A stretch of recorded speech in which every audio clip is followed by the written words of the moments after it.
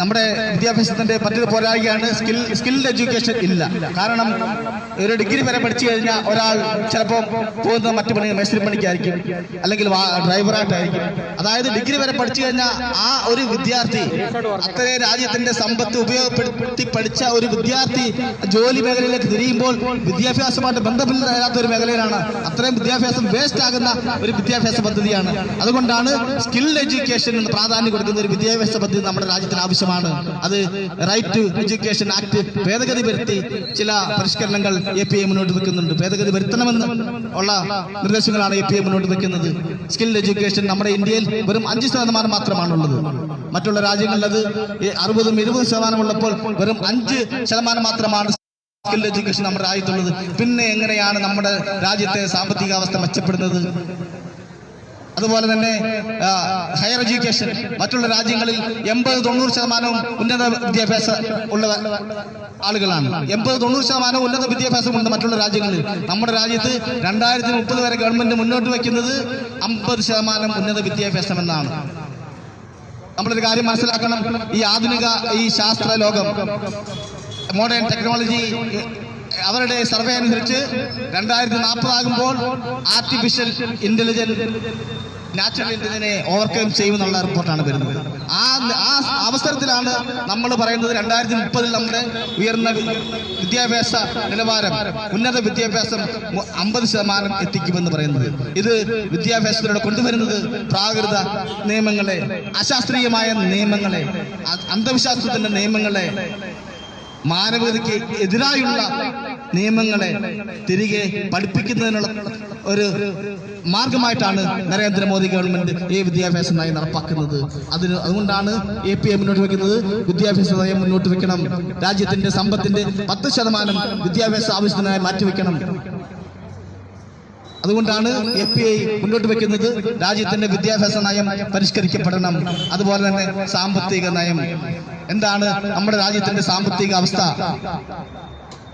മറ്റുള്ള രാജ്യങ്ങളെ അപേക്ഷിച്ച് ഇവിടെ ഉദ്ഘാടക പ്രസംഗം സൂചിപ്പിച്ചു, 1949 ചൈന റിപ്പബ്ലിക്കായി, 1950 ഇന്ത്യ റിപ്പബ്ലിക്കായി. സാമ്പത്തികമായി ചൈന എവിടെ നിൽക്കുന്നു, ഇന്ത്യ എവിടെ നിൽക്കുന്നു? പോപ്പുലേഷന്റെ കാര്യത്തിൽ നോക്കൂ, ഇന്ത്യയെക്കാൾ കൂടുതൽ ജനസംഖ്യ ചൈനയിലുണ്ട്. അപ്പോൾ എന്തുകൊണ്ടാണ് ചൈനയ്ക്ക് ആ നിലവാരത്തിൽ എത്താൻ കഴിഞ്ഞത്?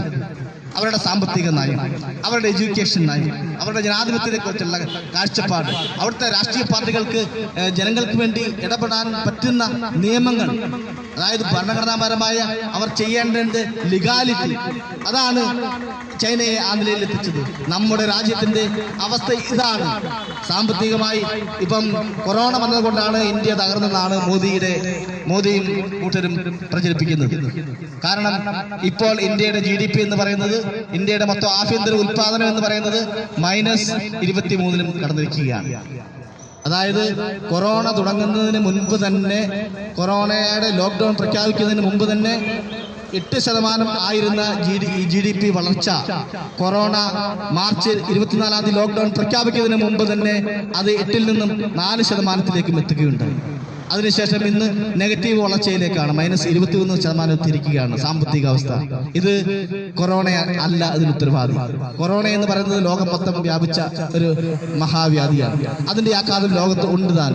പക്ഷെ അതിനു മുമ്പേ മോദിയുടെ ദീർഘവീക്ഷണമില്ലാത്ത മത നിലപാടുകളെ അടിസ്ഥാനപ്പെടുത്തി, ശാസ്ത്രീയതയെ പരിഗണിക്കാതെ അന്ധവിശ്വാസങ്ങളിൽ അടിസ്ഥാനപ്പെടുത്തിയുള്ള നയങ്ങളും പരിപാടികളുമാണ് നമ്മുടെ രാജ്യത്തിന്റെ സാമ്പത്തിക അവസ്ഥ ഇത്രയും കൂപ്പുകുത്തിക്കാൻ ഇടയായത്. നമുക്കറിയാം, ഈ വമ്പൻ കോർപ്പറേറ്റുകളുടെ എത്ര കോടി രൂപയാണ് മോദി ഗവൺമെന്റ് എഴുതി തള്ളിയത്. ഇതുകൊണ്ടാണ് നമ്മുടെ രാജ്യത്തിന്റെ സാമ്പത്തിക അവസ്ഥ വളരെ മോശമാകാൻ കാരണം. അതുകൊണ്ട് APA മുന്നോട്ട് വെക്കുന്നത് ഇന്ത്യയെ പുനർനിർമ്മിക്കുവാൻ, ഇന്ത്യ എന്ന് പറയുന്ന ഈ ജനാധിപത്യ രാജ്യത്തെ ഭരണഘടന വിഭാവനം ചെയ്യുന്ന ജനാധിപത്യ ആ മൂല്യങ്ങൾ തിരികെ കൊണ്ടുവരുവാൻ, ഇന്ത്യയെ ഈ ജാതിയിലും മതത്തിലും അന്ധവിശ്വാസത്തിലും അധാർമികതയിലും അനാചാരങ്ങളിലും വ്യാപൃതമായിരിക്കുന്ന ഇന്ത്യയെ ഒരു പുതിയ ഇന്ത്യയായി, ഒരു പ്രബുദ്ധ ഇന്ത്യയായി ഉള്ള പരിപാടിയിലേക്കാണ് API മുന്നോട്ട് വരുന്നത്. അതാണ് API പറയുന്നത്, പുതിയ ഇന്ത്യക്കായി ഒരു പുതിയ രാഷ്ട്രീയം. അത് അംബേദ്കറൈറ്റ് രാഷ്ട്രീയത്തിന്റെ അടിത്തറയിൽ നിന്നുകൊണ്ടുള്ള രാഷ്ട്രീയമാണ്.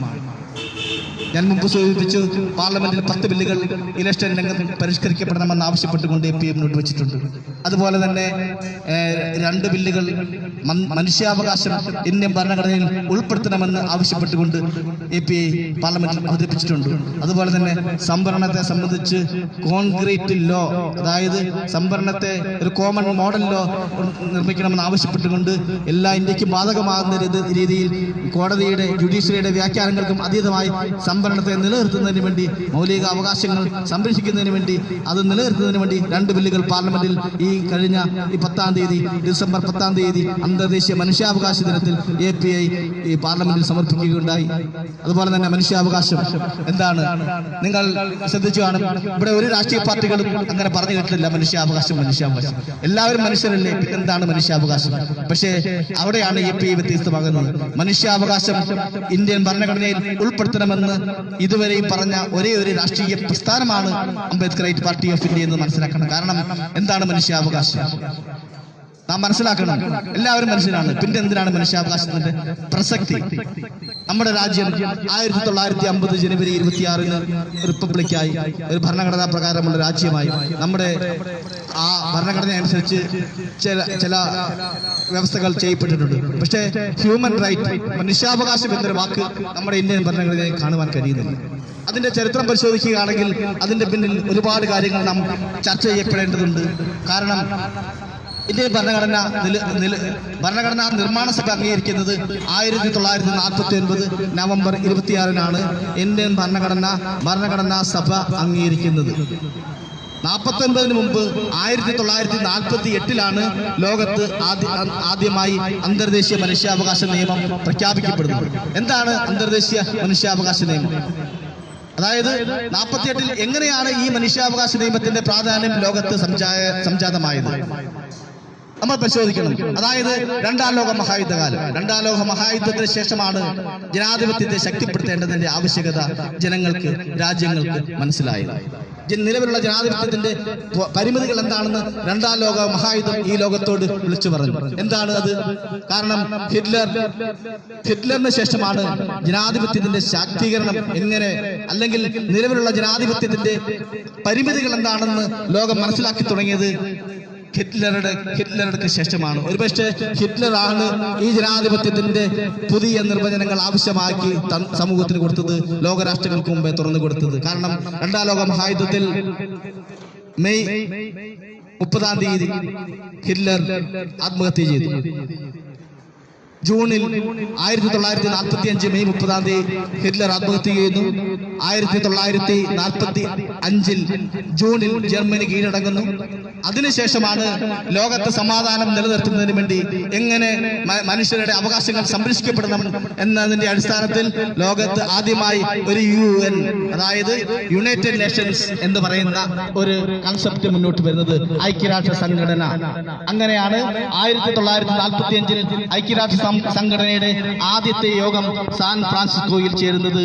ഇന്ത്യ ഉൾപ്പെടെയുള്ള രാജ്യങ്ങളുടെ 53 രാജ്യങ്ങളുടെ പ്രതിനിധികൾ പങ്കെടുത്ത 1945 ചേർന്ന ഐക്യരാഷ്ട്രസഭയുടെ ആദ്യത്തെ മീറ്റിംഗിലാണ് സാൻ ഫ്രാൻസിസ്കോയിൽ നടന്നത്.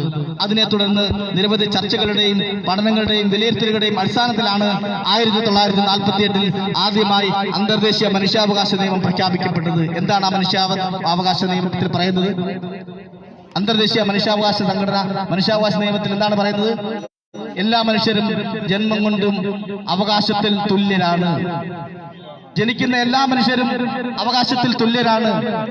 അത് ആഫ്രിക്കയിലാകട്ടെ, അമേരിക്കയിലാകട്ടെ, ലോകത്തിന്റെ ഏത് കോണിലാകട്ടെ, അത് കറുത്തതാകട്ടെ, വെളുത്തവനാകട്ടെ, ഏത് ഹിന്ദു ആയിക്കോട്ടെ, മുസ്ലിം ആയിക്കോട്ടെ, ക്രിസ്ത്യാനി ആയിക്കോട്ടെ, ബുദ്ധിസ്റ്റ് ആയിക്കോട്ടെ, ജൂതനായിക്കോട്ടെ, യഹൂദനായിക്കോട്ടെ, ആരുമായിക്കോട്ടെ, മനുഷ്യനായി പിറക്കുന്ന എല്ലാവരും തുല്യ അവകാശങ്ങൾക്ക് അർഹരാണ് എന്നാണ് അന്തർദേശീയ മനുഷ്യാവകാശ നിയമം 1948 ഡിസംബർ 10 ലോകത്ത് ആദ്യമായി മനുഷ്യർക്ക് അവകാശങ്ങൾ പ്രഖ്യാപിക്കുന്ന ഒരു നിയമം നമ്മുടെ ഈ ലോകത്തിൽ വന്നത്. അതാണ് 48 ഡിസംബർ 10 മനുഷ്യാവകാശ നിയമത്തിന്റെ പ്രത്യേകത. അതാണ് ഇന്ത്യൻ ഭരണഘടനയിൽ ഉൾപ്പെടുത്താൻ കഴിയാതിരുന്നത്. കാരണം ഇന്ത്യൻ ഭരണഘടനയിൽ നിന്നും ഈ അന്തർദേശീയ മനുഷ്യാവകാശ സമ്മേളനത്തിൽ പങ്കെടുക്കാൻ പോയത് 2 പ്രതിനിധികളാണ്. സയ്യിദ് ഖമറുദ്ദീനും പിന്നെ മറ്റൊരു പ്രതിനിധിയുമാണ് ഈ സമ്മേളനത്തിൽ പങ്കെടുക്കാൻ പോയത്. പക്ഷേ ബാബാ സാഹേബ് അംബേദ്കർക്ക് ആ സമ്മേളനത്തിൽ പങ്കെടുക്കാൻ കഴിഞ്ഞില്ല. അതുകൊണ്ടായിരിക്കാം, അതൊരു പക്ഷേ എന്തുകൊണ്ട് അംബേദ്കർക്ക് ആ സമ്മേളനത്തിൽ പങ്കെടുക്കാൻ കഴിഞ്ഞില്ല എന്നുള്ളത് നാളെ ചരിത്രം തെളിയിക്കേണ്ട കാര്യമാണ്.